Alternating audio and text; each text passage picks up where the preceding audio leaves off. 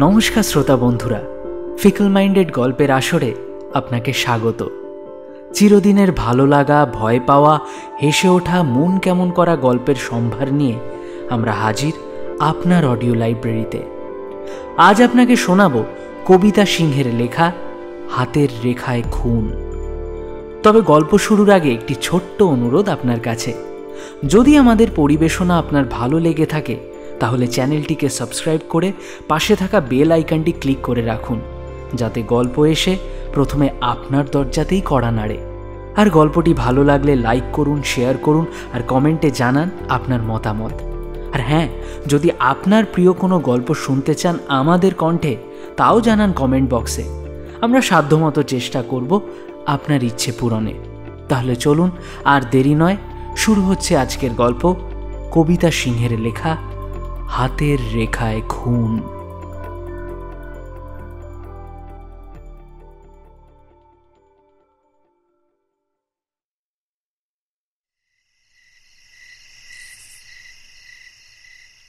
দার্জিলিংয়ে তখন সিজন চলছে। অনুপম হঠাৎ বলে বসল, চল না অসিত, দার্জিলিং যাওয়া যাক। আমি বললাম, দার্জিলিং? তা হোটেলে জায়গা পাবি? অনুপম আমার হাতটা ধরে বলল, দেখি হাতটা। তারপর খুব নিরীক্ষণ করে দেখছে, এইভাবে খানিকটা ভ্রু কুঞ্চিত করে দেখে বলল, যা দেখতে পাচ্ছি, যা হোক একটা কিছু জুটে যাবে, দেখিস। অতএব বাক্স বিছানা বেঁধে দার্জিলিং।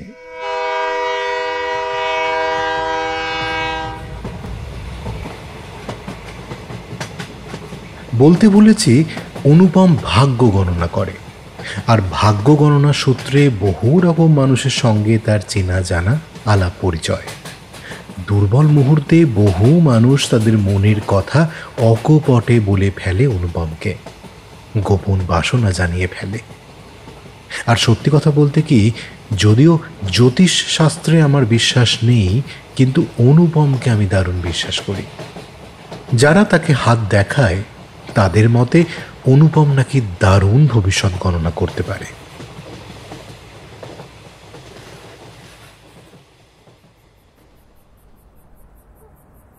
দার্জিলিং গিয়ে যখন কোনো হোটেলে জায়গা পাওয়া গেল না, তখন অনুপমকে ক্লান্ত শ্রান্ত গলায় কথা শোনাতে ছাড়লাম না। বললাম, কে খুব যে হাত দেখে বলেছিলে একটা কিছু জুটে যাবে, হ্যাঁ? তা কোথায় কি? আরে সে তো ঠাট্টা করেছিলাম, কিন্তু সত্যি বলতে এখন যে কোথায় যাই, যেমনি খিদে পেয়েছে তেমনি ঘুম। হোটেলের গেটের বাইরে সুটকেস আর বেডিং রেখে আমরা দুজন ক্লান্ত হয়ে বসে পড়েছিলাম। একজন স্যুট পরা ভদ্রলোক অনুপমকে দেখে হঠাৎ থেমে দাঁড়িয়ে বললেন, আরে অনুপম না? অনুপম লাফিয়ে উঠে বলল, অনিল চৌধুরী। আরে বাবা, ঘুরতে নাকি? হোটেলে জায়গা পাসনি তো? বেশ হয়েছে, থাক এখন ঠান্ডায় বসে, সারা রাত বাইরে বসে জমে একেবারে শক্ত হয়ে যা। অনুপম এবার নিজের মেজাজ ফিরে পেয়েছে, হেসে বলল, তুই এখানে আছিস তাহলে আর হোটেল খুঁজবই বা কেন? নে নে, চল তোর আস্তানাতেই উঠবো আজ। পথে যেতে যেতে অনিল চৌধুরীর সঙ্গে আমার পরিচয় করিয়ে দিল অনুপম। পদস্থ সরকারি কর্মচারী, দার্জিলিংয়ে পোস্টেড। অনুপমের কলেজ জীবনের বন্ধু। মনে হলো এককালে খুব দহরম মহরম ছিল দুজনের। অনুপমকে দেখে দারুণ খুশি হয়ে গেছেন ভদ্রলোক। ফাউ আমাকে দেখেও অখুশি হননি। আমার দিকে ফিরে অনুপম গর্বভাবে বলল, কিরে, দেখলি তো হাত দেখতে জানি কি জানি না, জায়গা ঠিক জুটে গেল কিনা বল। আমি বাধ্য হয়ে বললাম, জানিস বাবা জানিস। হলো। আমাদের কথোপকথন শুনছিলেন অনিল চৌধুরী। এবার সরব হয়ে বললেন, আরে দেখ, ওসব কিছু জানে না। আরে কলেজ লাইফে আমরা ছিলাম ওর জ্যোতিষ চর্চার গিনিপি। হাত দেখে যত সব হাবি যাবি বলতো। আরে আমার সম্বন্ধেও অনেক আজে বাজে কথা বলেছে, একটাও মেলেনি। অনুপম উত্তেজিত হয়ে বলল, কি কি কি কি কি মেলেনি? মেলেনি? বল, আমি বলিনি তুই রাজকার্য করবি? হ্যাঁ, তা বলেছিস। তোর অনেক টাকা হবে, পিতৃকুলের অনেক বিষয় সম্পত্তি পাবি। তা অবশ্য পেয়েছি। বলিনি তোর বিদেশ যাত্রা হবে? তাও অবশ্য হয়েছে। তবে তবে অনিল চৌধুরী এবার সলজ্জভাবে বললেন, আরে যা, আরে সেসব কি আর বলা যায় নাকি? আরে ওই আরও যেসব বলেছিলি, মানে অসিতবাবুর সামনে প্রথম আলাপেই বলতে কীরকম একটা সংকোচ হচ্ছে। সংকোচের কিচ্ছু নেই, ও আমার প্রাণের বন্ধু। তুই যেমন ছিলি কলেজ লাইফে, ওর কাছেও আমি কিচ্ছু গোপন করি না। অনিল চৌধুরী এবার একটু অপ্রস্তুতের মতো হাসলেন। ভদ্রলোক অত্যন্ত সুপুরুষ, সুন্দর সাজানো দাঁত, এমন সাজানো হাসলে ভারী সুন্দর দেখায়।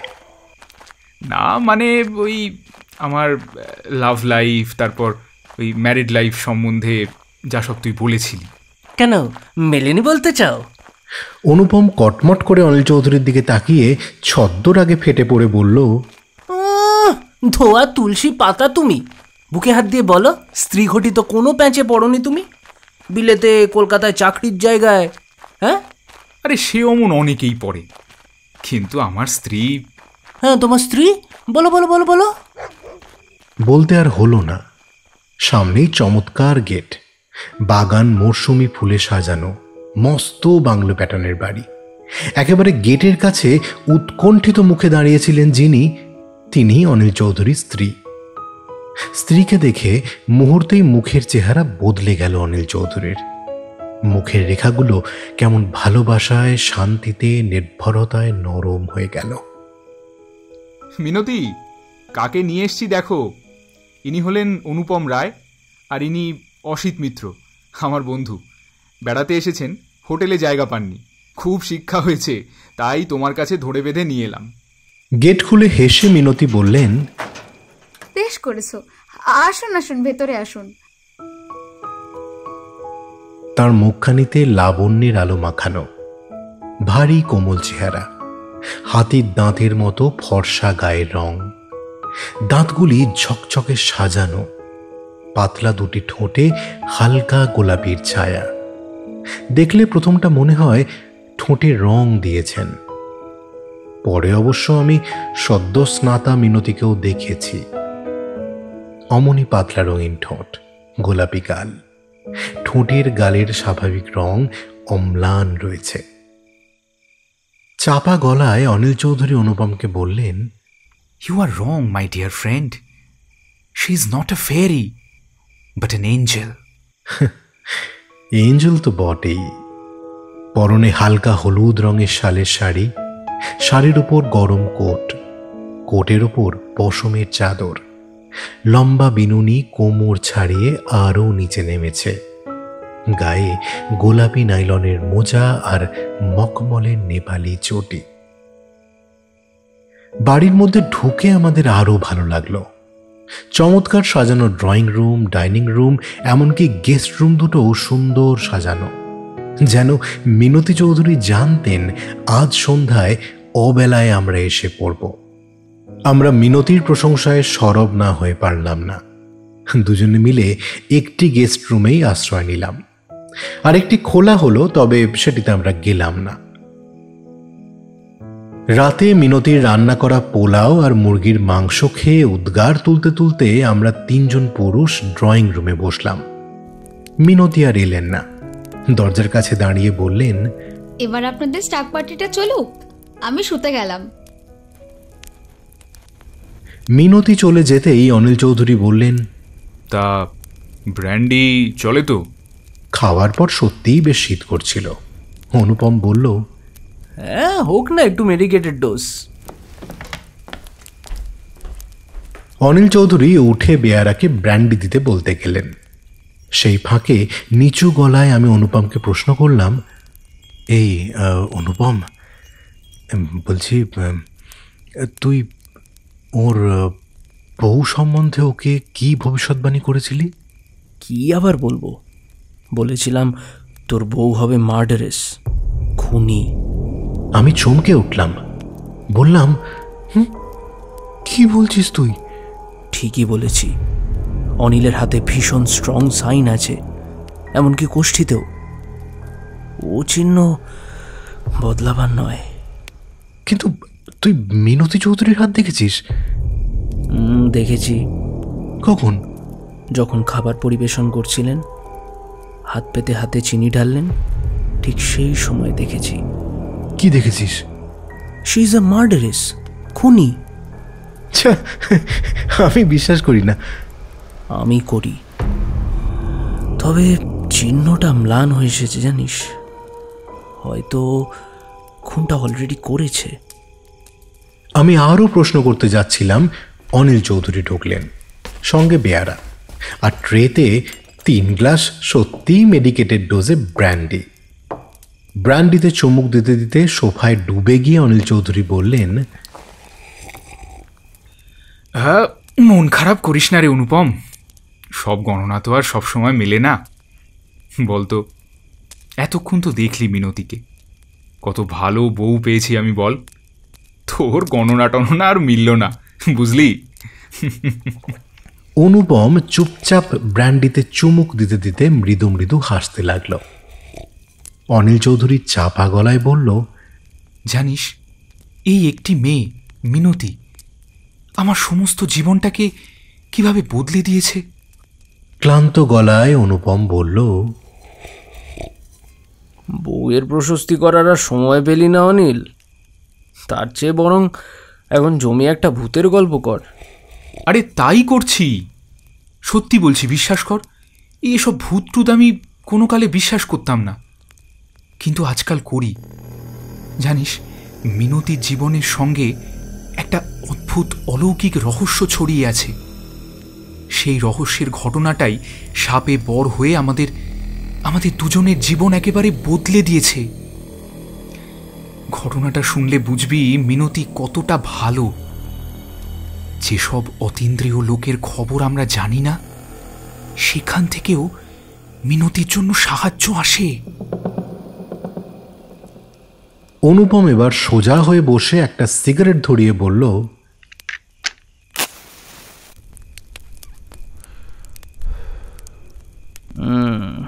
ঠিক আছে, নাও আই এম ইন্টারেস্টেড, বল। সিগারেটের ধোঁয়া ছেড়ে অনিল চৌধুরী বললেন,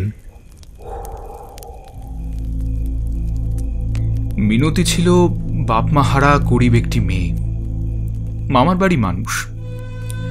আমি তখন ররকেল্লায় পোস্টেড, সেন্ট্রাল গভর্নমেন্টে একটা ওই মোটামুটি চাকরি করি। আমি যে ফ্ল্যাটে থাকতাম তার পাশের ফ্ল্যাটের একটি মেয়ের সঙ্গে তখন আমার পুরোদমে প্রেম চলছে আর কি। আমার প্রথম স্ত্রী রুচি ঘটনাটা সচক্ষে দেখে, মানে আমার আর অতসীর প্রেম। মাঝরাতে নিজের বিছানা থেকে উঠে আমি পড়াশুনোর ছুতো করে পাশের ঘরে যেতাম, আর অতসীও ওই দুটো ফ্ল্যাটের মাঝের দরজা খুলে আমার কাছে চলে আসতো। ব্যাপারটা ধরা পড়ার পর রুচির কাছে আমি ক্ষমা প্রার্থনা করেছিলাম, শপথও করেছিলাম যে আর অমনটা হবে না। কিন্তু সত্যি কথা বলতে কি, সে প্রতিজ্ঞা আমি রাখতে পারিনি। আবার একদিন রাত্রিবেলা অতসীর সঙ্গে, সেদিন রাতেই রুচি শাড়িতে কেরোসিন ঢেলে আত্মহত্যা করে।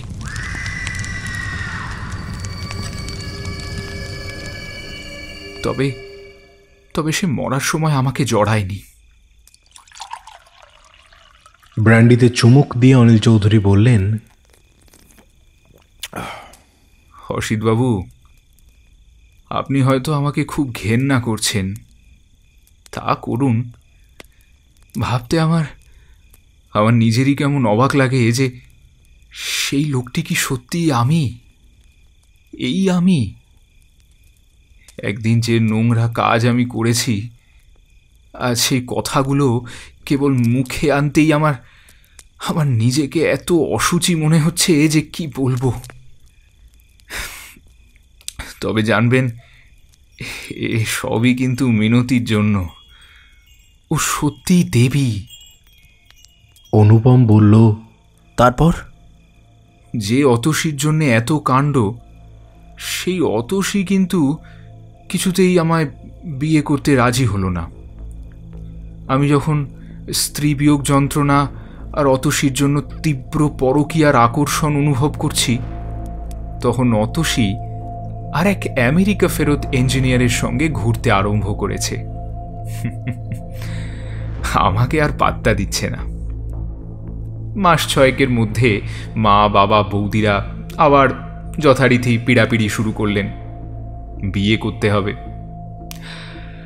আমারও যে খুব একটা অনিচ্ছা ছিল এমন নয়, তাছাড়া অতসীকেও তো দেখিয়ে দেওয়া হবে যে দাগি আর খুঁতে হওয়া সত্ত্বেও আমার বিয়ে হচ্ছে। এবার কাগজে বিজ্ঞাপন দেওয়া শুরু হলো। কেবল পাত্রী বিবেচ্য, কোনো দাবি দাওয়া নেই, প্রকৃত সুন্দরী কন্যা চাই। একরাশ ফটো থেকে 3-4টে ফটো মা বাছলেন, খোঁজ খবর নেওয়া হতে লাগলো। শেষ পর্যন্ত যাকে সবচেয়ে পছন্দ হলো মায়ের, আরও খবর নিতে জানা গেল যে সে, মানে মিনতি আর কি, রুচিরই মামাতো বোন। গরিব মামার গলগ্রহ, শরীর ভরা রূপ ছাড়া বেচারির আর কিছুই নেই। মামা আবার পয়সা রোজগারের জন্য মিনতিকে অফিস পাড়ার থিয়েটারে নামাতো।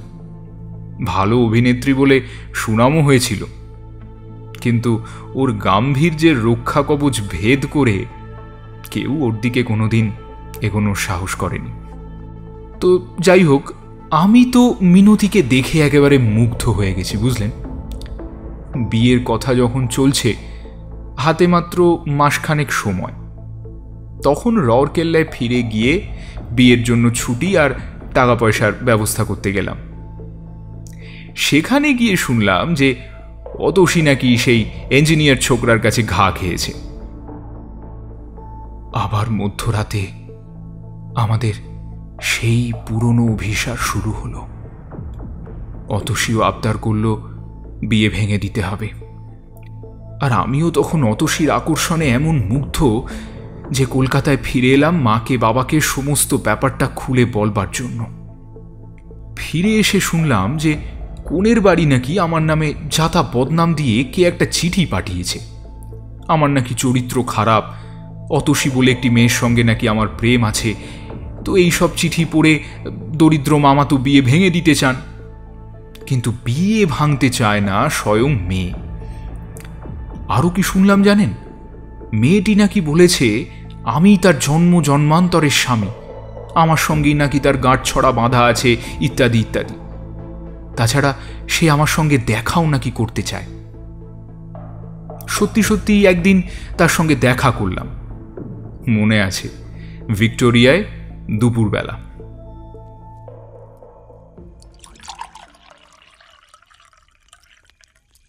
অনিল চৌধুরীর পাশের বোতল থেকে আর একটু মেডিকেটেড ডোজ নিজের গ্লাসে ঢেলে নিলেন। বেয়ারা করিডোরের আলো নিভিয়ে দিল। অনিল চৌধুরীর পাশে শুধু একটা শেড দেওয়া দাঁড়ানো আলো জ্বলছে। ঘরে আবছা অন্ধকার। অনিল চৌধুরী দেখতে পাচ্ছিলেন না। তার পিছনের দরজার পর্দা ঈষৎ তুলে দাঁড়ালেন একজন বয়স্কা মহিলা। মাথার চুল কাঁচা পাকা, চওড়া শতরঞ্জ পাড় ধনেখালি শাড়ি ঘরোয়া করে পরা, চিবুকে আঁচিল, মাথায় ঘোমটা টানা। খানিকক্ষণ দাঁড়িয়ে থেকে আস্তে আস্তে পিছনে সরে গেলেন মহিলা। একে খাবার টেবিলে তো দেখিনি, অনিলের মাই হবেন হয়তো। আমরা আবার অনিলের কথায় মনোযোগ দিলাম। অনিল বলছিলেন, মিনতির মামা বিয়ে তো ভেঙে দিতে চাচ্ছেন, কিন্তু মিনতি চলে তার মায়ের কথায়। আমি একটু অবাক হয়ে জিজ্ঞেস করেছিলাম যে, আচ্ছা শুনেছি আপনার নাকি মা নেই। মিনতি অদ্ভুত হেসে বলেছিল, আমার মা তো না থেকেও আছেন। আমার বিপদে আপদে তিনি ঠিক আসেন আর আমার সব সমস্যার সমাধান করে দেন। আর জানেন, মাই আমাকে বলেছেন আপনি আমার জন্ম জন্মান্তরের স্বামী। মিনতি রাউরকেল্লার পোস্টাল ছাপ লাগানো উড়ো চিঠিটাও আমাকে দেখালো। বলাই বাহুল্য যে হাতের লেখাটা অতসীর। তার মধ্যে ঘৃণিত অভিযোগ করা হয়েছে। শুধু পরকীয়াই নয়, আমি নাকি আমার স্ত্রী রুচিকেও হত্যা করেছি, জানেন? এই কথাটাই আমার অতসীকে চিনিয়ে দিল। বুঝলাম অতসী আমার কত দূর ক্ষতি করতে পারে। মিনতি কিন্তু হেসে বলেছিল, মামা বলছিলেন চিঠিটা পুলিশের হাতে তুলে দিতে। আমি মামাকে বারণ করলাম, বললাম ভদ্রলোক বিপদে পড়ে যাবেন শুধু শুধু, আর আমি বিশ্বাস করি না যে রুচিকে উনিই খুন করেছেন।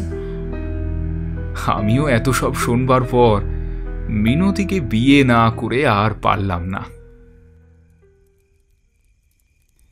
বিয়ের পর মিনতিকে নিয়ে ররকেল্লায় ফিরে গেলাম। শুনলাম অতসী রাগে দুঃখে তার মাসির বাড়ি জব্বলপুর চলে গেছে। আসলে সেখানেও সে তো ওই শিকার ধরতেই গিয়েছিল মাসির এক কোচি পাইলট দেওরকে, এবং যথা নিয়মে আবার সেখান থেকেও আনসাকসেসফুল হয়ে ফিরে এলো। এবারও মাঝের দরজা খুলে রাত্রে চলে আসতে আরম্ভ করলো অতসী। আমিও 2-4 দিন নিজেকে সামলালাম, কিন্তু শেষের দিকে আর পারলাম না। অতসী সম্বন্ধে কি যে একটা ভয়ানক দুর্বলতা ছিল আমার। মিনতির ঘুম ছিল খুব গভীর, ভাগ্যিস গভীর ঘুম ছিল, না হলে পাশের ঘরে আলো নিভিয়ে অন্ধকারে আমাদের কথোপকথন নড়াচড়া সে ঠিক রুচির মতোই টের পেয়ে যেত। একদিন মিনতি বলল অতসীর সঙ্গে নাকি তার খুব ভাব হয়ে গেছে।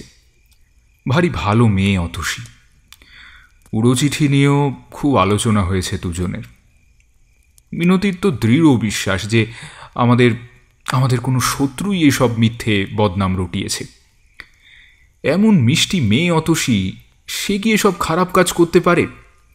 অতসীর সঙ্গে ওর এত ভাব হয়েছে যে ওর মায়ের ছবি, বাপের বাড়ির ছবির অ্যালবাম সব দেখিয়েছে অতসীকে। সেদিন রাতেই আমি আর অতসী প্রথম মিনতির মাকে দেখি। আমরা কথা বলছি, বাইরের ঘরে অন্ধকারে মহিলার আবছায়া মূর্তিটা হঠাৎ ঘরে এসে দাঁড়ালো। চোখ দুটো, বিশ্বাস কর অনুপম, ধক ধক করে জ্বলছে। আমি আর্তস্বরে কে কে চিৎকার করে উঠলাম। অতসী তো ঊর্ধ্বশ্বাসে পালালো। মহিলাও সঙ্গে সঙ্গে অদৃশ্য হলেন। আমি ইতিমধ্যে ঘরে এসে দেখলাম মিনতি বিছানায় মুড়ি সুড়ি দিয়ে ঘুমোচ্ছে। তাকে আর বিরক্ত না করে বাথরুম, রান্নাঘর, বক্সরুম চারিদিক খুঁজলাম। না, সেরকম চেহারার কেন, আমার কোনো রকম মহিলার কোনো চিহ্নই ফ্ল্যাটের কোথাও নেই। আমার গাটা কেন জানি না ছমছম করে উঠল। ফিরে গিয়ে মিনতিকে ডাকলাম, মিনতি মিনতি। ধড়মড় করে ঘুম থেকে উঠে বসলো মিনতি। হ্যাঁ, কি হয়েছে? ওর পবিত্র মুখখানা দেখে আমি যেন মরমে মরে গেলাম। লজ্জায় অপমানে নিজেই নিজের মধ্যে গুটিয়ে গিয়ে বললাম, মিনতি, তোমার মা কেমন দেখতে ছিলেন বলবে? মিনতি উঠে ওদের ফ্যামিলি অ্যালবামটা পেড়ে নিয়ে এসে ওর মায়ের ছবি দেখালো। আমি তো চমকে উঠলাম। অবিকল এই মহিলাকে দেখেছি আমরা। হ্যাঁ, আমি আর অতসী। মিনতি বিহ্বল স্বরে আমাকে বলল, জানো, আজ রাতে মা আমার স্বপ্নে এসেছিলেন। বললেন রুচিকে যে মেরেছে আমি তাকে ছাড়বো না, আমি তাকেও মারবো।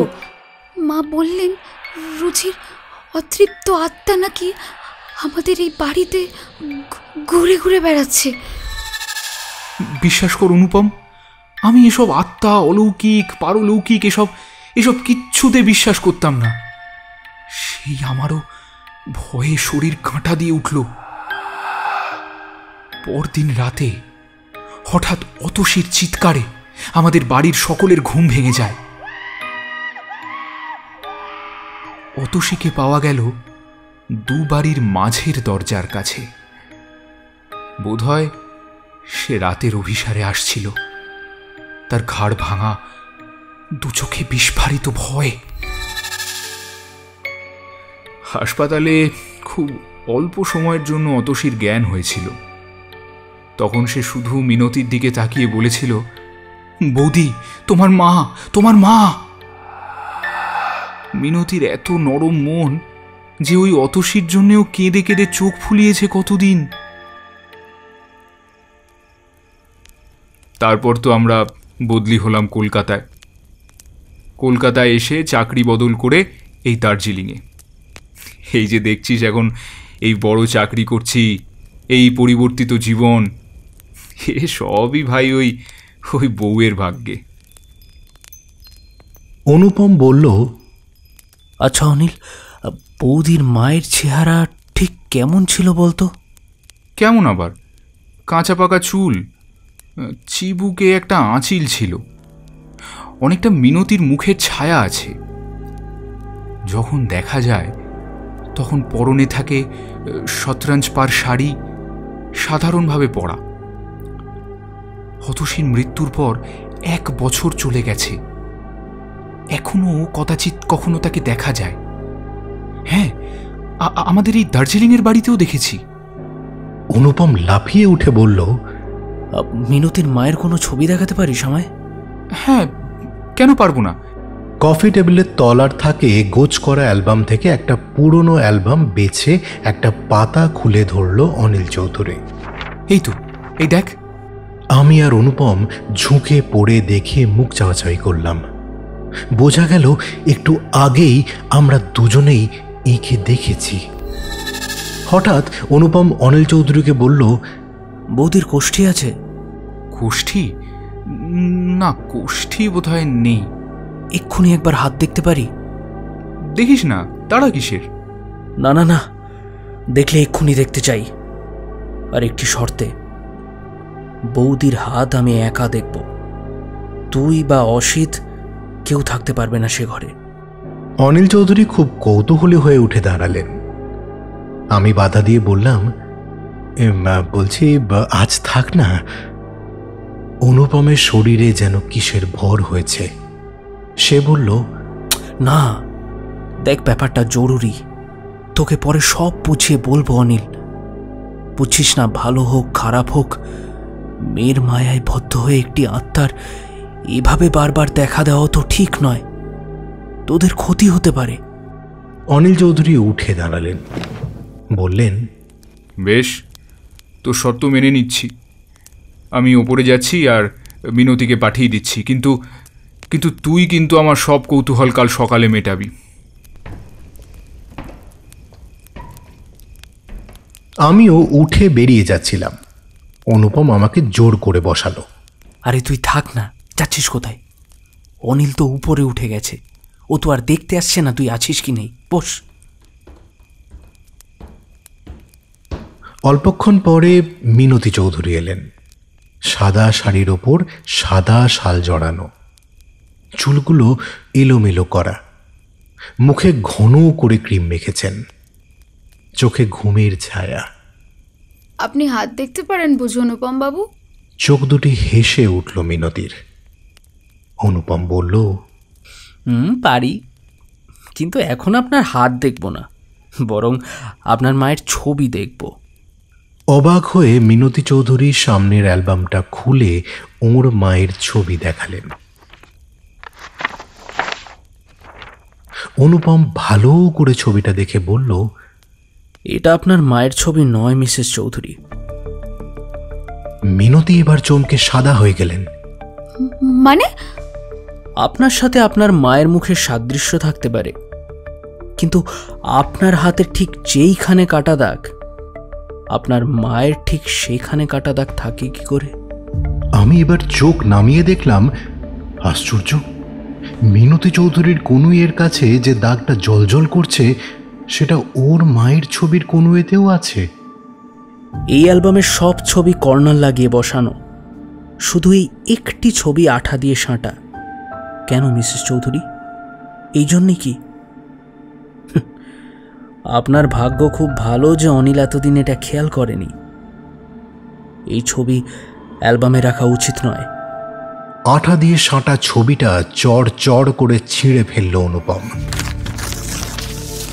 ছবির উল্টো পিঠে আবছা অক্ষরের যেটুকু ছেঁড়া কাগজের অংশ থেকে উদ্ধার করা গেল তাতে লেখা স্নেহময়ীর রূপসজ্জায় মিনতি রায়। অনুপম বলল, আপনি যে এককালে অ্যামেচার থিয়েটারে অভিনয় করতেন মিসেস চৌধুরী, সে কথা আমি অনিলের কাছে শুনেছি। যে জন্য মায়ের রূপসজ্জা, সে কাজ তো হয়ে গেছে, তবে এখন আর কেন? তাছাড়া আপনার মা মারা গেছেন আপনার অল্প বয়সে। তখন কি তার পাকা চুল আর বয়স্ক চেহারা ছিল? মিনতি চৌধুরী মুখ নামিয়ে নিলেন। না, শুধু ছবিটা নয়, ওই শাড়ি, পরচুলা, এমনকি আঁচিলটা পর্যন্ত নষ্ট করে ফেলতে হবে। আর রিস্ক নেওয়া উচিত হবে না। কবে অনিল দেখে ফেলবে, সব বুঝতে পারবে, তা ঠিক আছে? অনুপম আর আমি দেখলাম মিনতি চৌধুরীর চোখ ছেপে জল পড়ছে। অনুপম বলল, দেখুন, আপনাকে আমি দেখবার আগেই আমি জানি আপনি কাউকে হত্যা করেছেন। সে অতসী, তাই না? মিনতি মাথা নোয়ালো। মায়ের গল্পটা বানালেন কেন? উপায় ছিল না। মামা আমাকে ক্রমাগত কুপোতে ঠেলছিলেন। আমার তখন একটা বিয়ে করে সরে যাওয়া জরুরি ছিল। আপনি রৌড়কেল্লায় গিয়ে সব বুঝতে পেরেছিলেন, তাই না?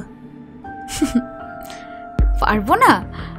মিনতি চৌধুরী অদ্ভুত হাসলেন। আমার ঘুম ছিল পাতলা। অবশ্য অভিনয় করতাম যেন কারো ঘুমে অজ্ঞান হয়ে আছি। আমি সব দেখেছি, সব শুনেছি, আর রাগে ঘৃণায় শুধু জ্বলেছি আর জ্বলেছি। অতসীকে মারলেন কি করে? ওকে মায়ের ওই ছবি দেখিয়েছিলাম। মাঝে মাঝে মায়ের দেখা দেবার কথাগুলো গল্পও করতাম। আর একদিন দেখাও দিয়েছিলাম ওই বেশি। আর শেষ দিন চুলের মুঠি ধরে ওকে আছড়ে ফেলে দিই। কথাটা শুনে অনুপমের কোনো রকম ভাব বৈকল্য দেখলাম না, কিন্তু আমার সারাটা শরীর থরথর করে কেঁপে উঠল।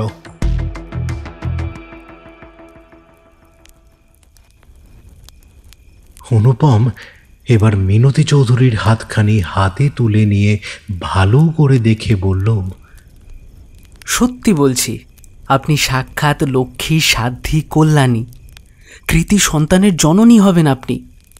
পুরনো সব কথা ভুলে যান, ওসব প্রেত, ওসব ছায়ামূর্তির কথা ভুলে যান। অনিল জিজ্ঞাসা করলে বলবেন আপনার মায়ের ছবি আমি অ্যালবাম থেকে ছিঁড়ে ফেলেছি। ছদ্মবেশ আর পরচুলার প্যাকেটটা আজ রাতেই আমাকে দিয়ে দেবেন, কেমন? আমি কলকাতায় গিয়ে সব পুড়িয়ে ফেলব। যান, এবার আপনি শুতে যান।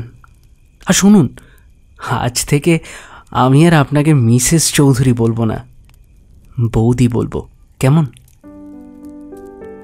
এতক্ষণে মিষ্টি একটা হাসি ফুটল মিনতি চৌধুরীর মুখে। রাহুমুক্ত কণ্ঠে তিনি বললেন, প্যাকেটটা গেস্ট রুমে নিচেই রাখা আছে।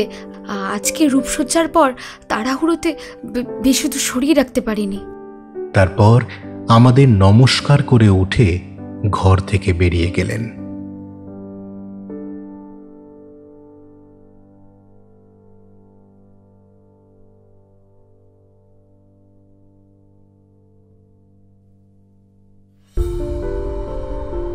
এতক্ষণ শুনছিলেন কবিতা সিংহের লেখা হাতের রেখায় খুন। গল্প পাঠে চয়ন বন্দ্যোপাধ্যায়। গল্পের অন্যান্য চরিত্রে সুমিত, দেবত্রী ও আমি সুজয়। গল্পের সমগ্র রূপায়ণে আমি সুজয়।